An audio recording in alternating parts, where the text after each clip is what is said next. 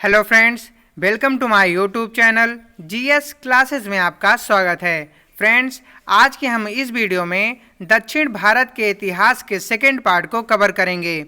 दक्षिण भारत के इतिहास के क्रम में पिछले वीडियो में हमने मूल रूप से दक्षिण भारत के प्रारंभिक वंश अर्थात संगम काल के वंशों को पढ़ा था। संगम युग क्या थे, संगम काल से संबंधित वंश कौन थे और उनसे जुड़ी हुई प्रमुख पॉइंट्स के क्या क्या बन सकते थे, हमने उन सब के बारे में विस्तार से जाना था।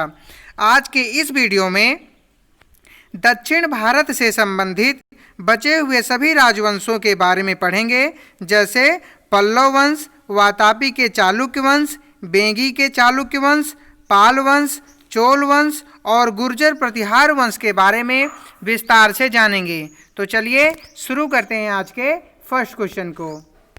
हमारा फर्स्ट क्वेश्चन है, पल्लव वंश का वास्तविक संस्थापक किसे माना जाता है? पल्लव वंश का वास्तविक संस्थापक किसे माना जाता है? तो वह श्री सिंह विष्णु को।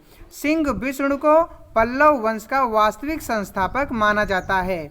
हमारा आज का सेकंड क्वेश्चन है, पल्लव वंश की राजधानी थी। पल्लव वंश की राजधानी क्या थी? तो यह कांची थी। क्या? कांची। कांची जो कि तमिलनाडु में है, पल्लव वंश की राजधानी थी। हमारा आज का थर्ड क्वेश्चन है, पल्लव राजवंशों का विस्तार किन नदियों के बीच जाता है? पल्लव राजवंशों का विस्तार किन नदियों के बीच माना जाता है? तो यह कृष्णा और कावेरी नदी के बीच। कौन सी नदी के बीच? कृष्णा और कावेरी नदी के बीच। पल्लव राजवंशों का विस्तार कृष्णा और कावेरी नदी के बीच माना जाता है। हमारा आज का नेक्स्ट क्वेश्चन है, दक्षिण भारत में आदि वराह मंदिर का निर्माण किसने कराया था? दक्षिण भारत में आदि वराह मंदिर का निर्माण किसने कराया था? तो यह सिंह विष्णु ने करवाया था। सिंह विष्णु ने आदि वराह मंदिर का निर्माण करवाया था। पल्लव शासक सिंह विष्णु द्वारा तमिलनाडु के मामल्लपुरम क्षेत्र में आदि वराह नामक मंदिर का निर्माण कराया था। सिंह विष्णु विष्णु धर्म का अनुयायी था। वराह को विष्णु का अवतार माना जाता है। हमारा आज का नेक्स्ट क्वेश्चन है,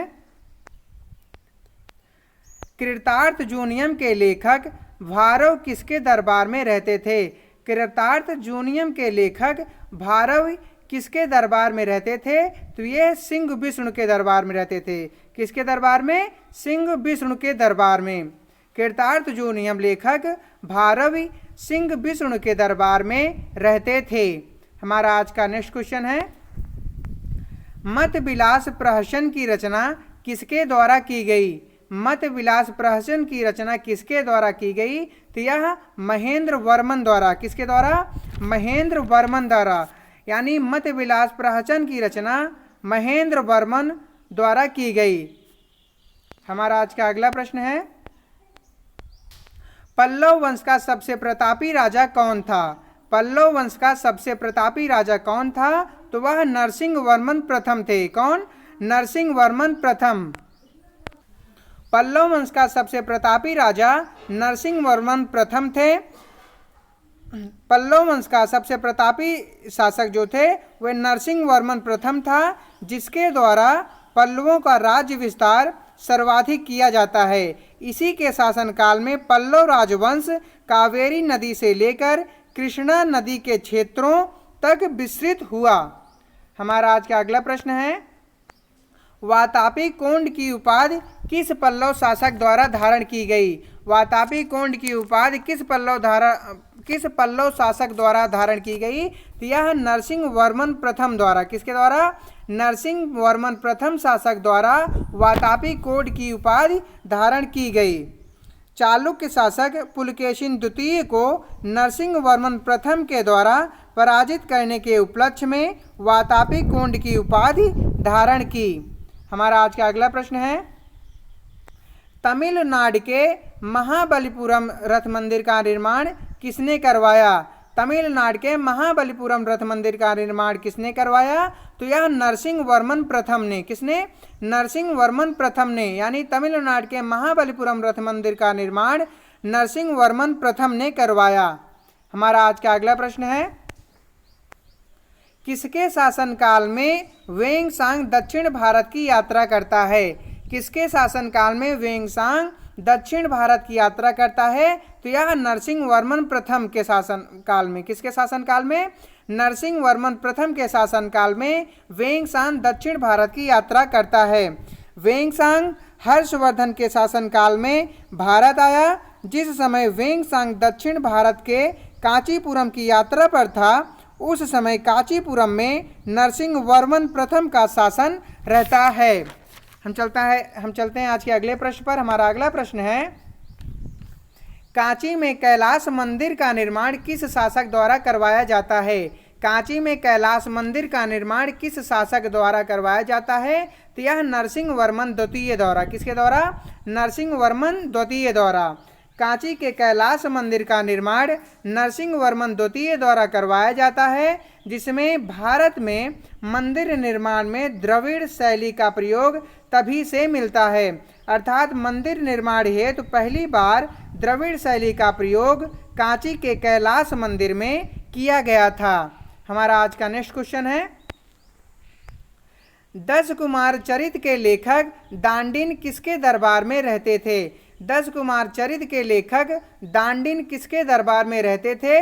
तो ये नरसिंह वर्मन द्वितीय के दरबार में। किसके दरबार में? नरसिंह वर्मन द्वितीय के दरबार में। यानी 10 कुमार चरित के लेखक दांडिन नरसिंह वर्मन द्वितीय के दरबार में रहते थे। हमारा आज का अगला प्रश्न है, पल्लव वंश का अंतिम शासक कौन था? पल्लव वंश का अंतिम शासक अपराजित था। कौन? अपराजित। यानी पल्लव वंश का अंतिम शासक अपराजित था। हमारा आज का अगला प्रश्न है, वातापी चालुक्य के संस्थापक माने जाते हैं। वातापी चालुक्य के संस्थापक माने जाते हैं, तो वे कौन माने जाते हैं? जय सिंह। यानी वातापी चालुक्य के संस्थापक जय सिंह माने जाते हैं। वातापी अथवा बादामी चालुक्यों का राजवंश कर्नाटक व केरल राज्य के पश्चिमी भाग पर स्थापित था। हमारा आज का अगला प्रश्न है, चालुक्यों की राजधानी थी। चालुक्यों की राजधानी क्या थी? तो यह वातापी या बादामी थी। क्या थी? वातापी या बादामी। यानी चालुक्यों की राजधानी वातापी या बादामी थी। हमारा आज का अगला प्रश्न है, चालुक्य वंश का सबसे प्रतापी शासक कौन था? चालुक्य वंश का सबसे प्रतापी शासक कौन था? तो वह पुलकेशिन द्वितीय थे। कौन? पुलकेशिन द्वितीय। यानी चालुक्य वंश का सबसे प्रतापी शासक पुलकेशिन द्वितीय था। हमारा आज का अगला प्रश्न है, पुलकेशिन द्वितीय से संबंधित ऐहोल अभिलेख की रचना किसके द्वारा की जाती है? पुलकेशिन द्वितीय से संबंधित ऐहोल अभिलेख की रचना किसके द्वारा की जाती है? तो यह रविकीर्त के द्वारा। किसके द्वारा? रविकीर्त के द्वारा। ऐहोल अभिलेख में ही पुलकेशिन द्वितीय व हर्षवर्धन के बीच युद्ध का वर्णन मिलता है, जिसमें पुलकेशिन द्वितीय द्वारा हर्षवर्धन को पराजित कर विक्रमादित्य की उपाधि धारण की जाती है।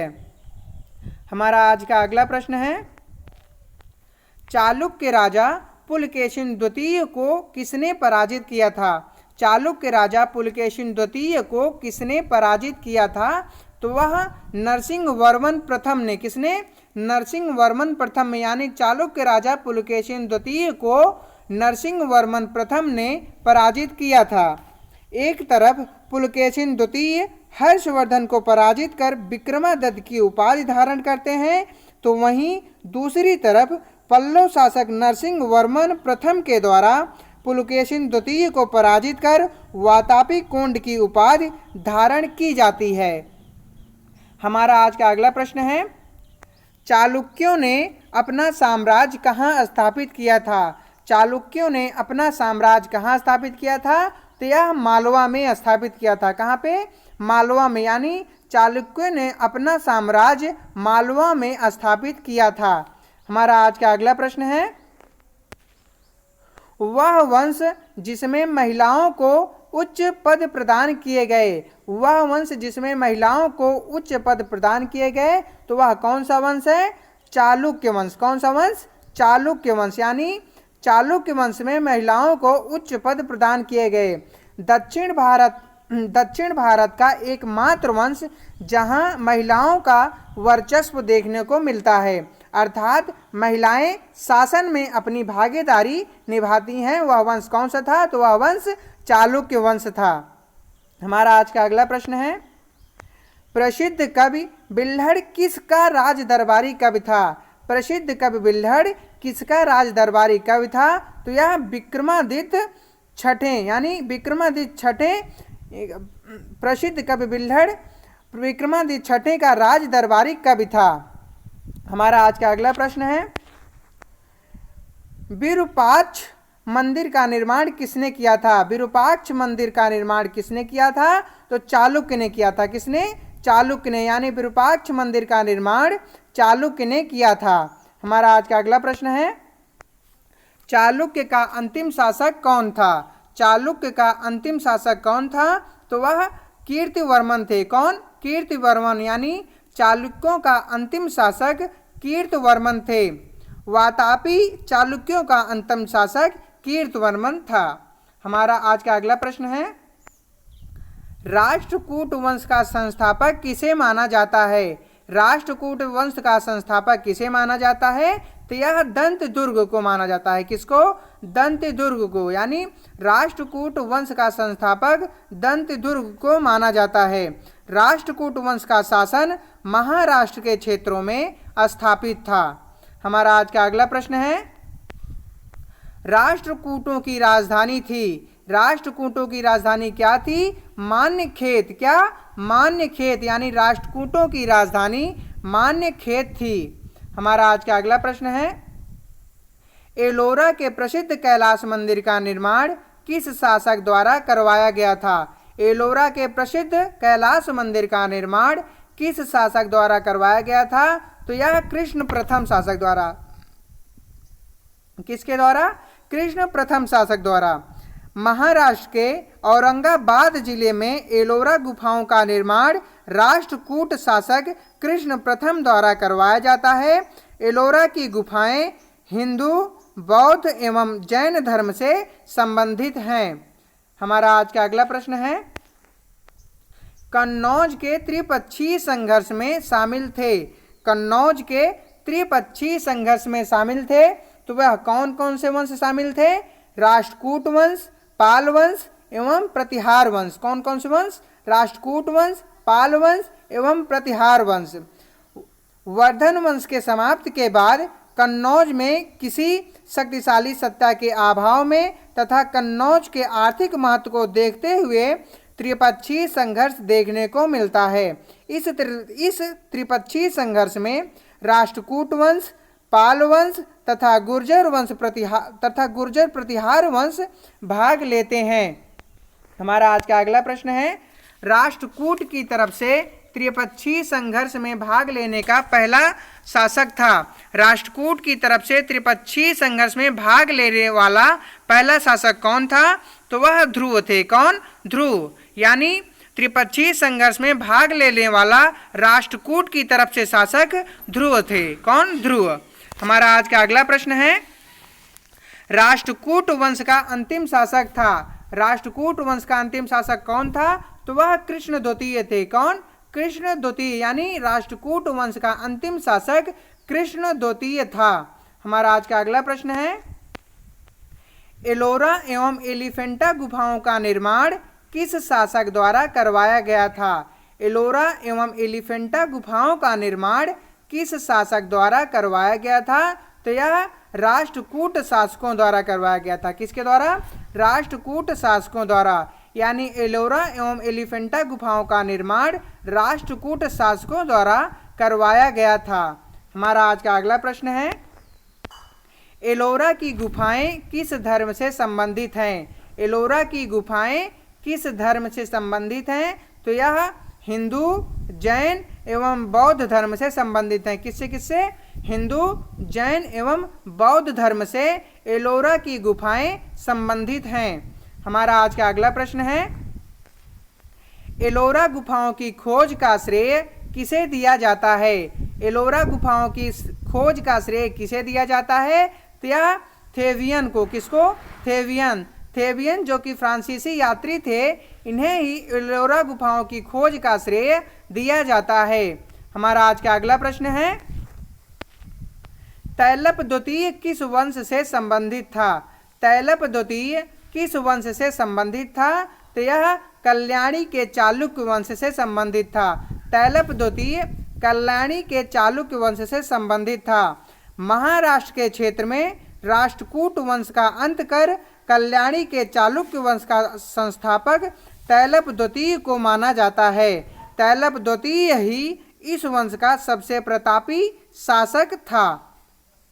हमारा आज का अगला प्रश्न है, चोल वंश का संस्थापक किसे माना जाता है? चोल वंश का संस्थापक किसे माना जाता है? तो यह विजयालय को, किसको? विजयालय को, यानी चोल वंश का संस्थापक विजयालय को माना जाता है। जिस स्थान पर पल्लव वंश का शासन स्थापित रहता है, अर्थात तमिलनाडु के पूर्वी भागों में, उसी स्थान पर पल्लव वंश के समाप्ति के बाद पाल वंश का साम्राज्य स्थापित होता है। हमारा आज का अगला प्रश्न है, चोलों ने अपनी राजधानी कहाँ स्थापित की थी? चोलों ने अपनी राजधानी कहाँ स्थापित की थी? तो यह तंजौर में स्थापित की थी। कहाँ पे? तंजौर में, यानी चोलों ने अपनी राजधानी तंजौर में स्थापित की थी। हमारा आज का अगला प्रश्न है, तंजौर में राजराजेश्वर शिव मंदिर का निर्माण किसने करवाया? तंजौर में राजराजेश्वर शिव मंदिर का निर्माण किसने करवाया? तो वह राजराज प्रथम ने करवाया। किसने? राजराज प्रथम, यानी तंजौर में राजराजेश्वर शिव मंदिर का निर्माण राजराज प्रथम ने करवाया। हमारा आज का अगला प्रश्न है, श्रीलंका पर आक्रमण करने वाला प्रथम चोल शासक था। श्रीलंका पर आक्रमण करने वाला प्रथम चोल शासक कौन था? तो वह राजराज प्रथम था। कौन? राजराज प्रथम। श्रीलंका पर आक्रमण करने वाला प्रथम शासक राजराज प्रथम था। जिस समय वह श्रीलंका पर आक्रमण करता है, उसी समय वहां का राजा महिम पंचम रहता है तथा श्रीलंका के अधिकांश क्षेत्रों में पाल वंश द्वारा अपना शासन स्थापित कर लिया जाता है। हमारा आज का अगला प्रश्न है, चोल वंश का सबसे प्रतापी राजा किसे माना जाता है? चोल वंश का सबसे प्रतापी राजा किसे माना जाता है? तो यह राजेंद्र प्रथम को, किसको? राजेंद्र प्रथम को, यानी चोल वंश का सबसे प्रतापी राजा राजेंद्र प्रथम को माना जाता है। हमारा आज का अगला प्रश्न है, किस पाल शासक ने गंगैकोंड चोल की उपाधि धारण की? किस पाल शासक ने गंगैकोंड चोल की उपाधि धारण की? तो वह राजेंद्र प्रथम ने। किसने? राजेंद्र प्रथम ने। पाल शासक महिपाल को पराजित कर राजेंद्र प्रथम द्वारा गंगैकोंड चोल की उपाधि धारण की जाती है। हमारा आज का अगला प्रश्न है, गंगैकोंड चोल नामक नगर बसाया। गंगैकोंड चोल नामक नगर किसने बसाया? तो वह राजेंद्र प्रथम ने। किसने? राजेंद्र प्रथम ने, यानी गंगैकोंड चोल नामक नगर राजेंद्र प्रथम ने बसाया। हमारा आज का अगला प्रश्न है, पाली वंश का अंतिम शासक था। पाली वंश का अंतिम शासक कौन था? तो वह राजेंद्र तृतीय थे। कौन? राजेंद्र तृतीय, यानी पाली वंश का अंतिम शासक राजेंद्र तृतीय थे। हमारा आज का अगला प्रश्न है, भारत में सबसे पहले स्थानीय स्वशासन का विकास किस काल में देखने को मिलता है? भारत में सबसे पहले स्थानीय स्वशासन का विकास किस काल में देखने को मिलता है? तो यह चोल, कौन से काल में?